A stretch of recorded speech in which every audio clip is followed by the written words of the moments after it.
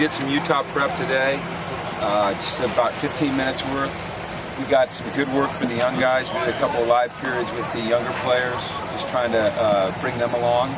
So it was a good day, and these kids start class tomorrow. So they've got some things to take care of this afternoon, and we'll come out tomorrow morning, practice, and then take a couple of days off. And Sunday will be the start of our true Utah week.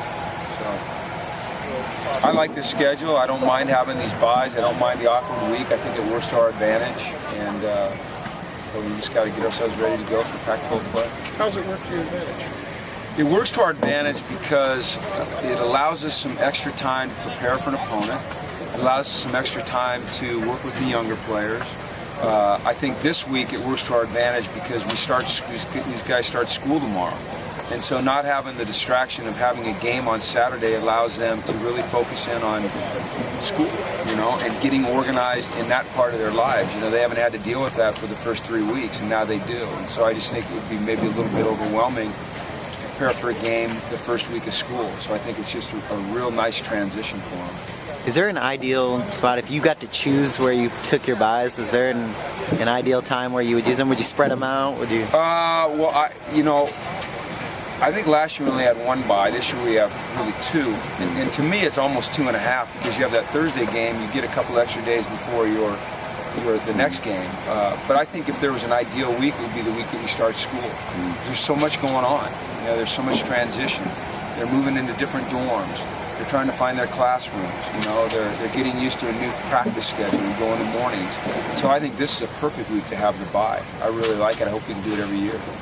How much does it help the team not to have school through the first 4 or 5 weeks? I think it's an advantage. I really do.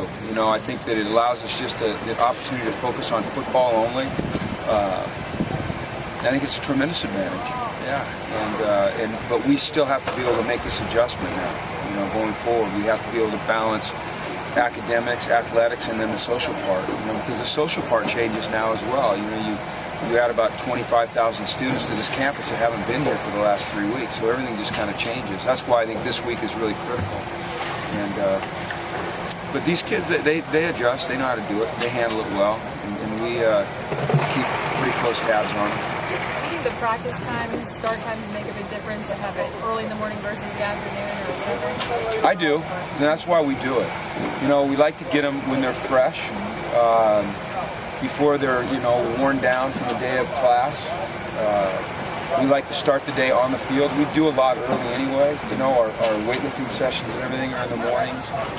And then we bring them back later in the afternoon. So we kind of bookend them, and I think it's a great way to keep track of them. I think it's a great way to get them up and going in the morning. I think it's a great way to feed them because we feed them after practice, and that's the most important meal. And then we get to see them at the end of the day as well. So, I think at this age, it's important that we keep track of them. We're responsible to them, and this gives us a really great opportunity to do that the way we're scheduled. With school starting, have you added any more of those walk-ons on scholarships? We did that after the first game. That's when we were allowed to, so we did. And right now, there's no plans to add anyone else. Okay. Unless somebody shows up that is, that we didn't know about. Right now, we're kind of locked into what we've got. Damian Thigpen seems pretty confident he's coming back for Utah. Are you as confident as he is, or is anyone as confident as he is? He's coming back for Utah. It's a definite. Okay. He's going to play versus Utah. Now, I can't tell you how many snaps he's going to play.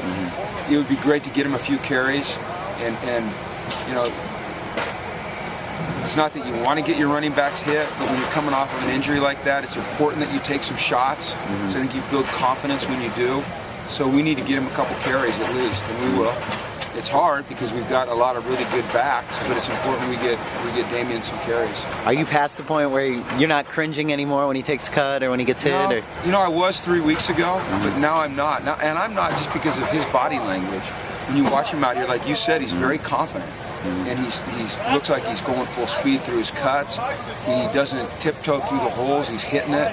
He doesn't look hesitant at all. So I think that he's got a high degree of confidence, which gives me a high degree of confidence. How would you feel about him playing special teams coming off the injury?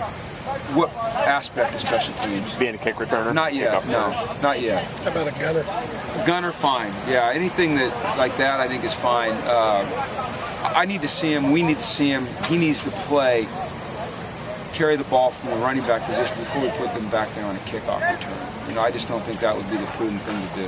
So there's still an aspect of protecting him, you know, and working him back at the right pace. So just to throw him back there and say return kicks, I don't think that would be smart. Now, who knows 2-3 weeks down the road, because he is very explosive. Okay? Okay, cool.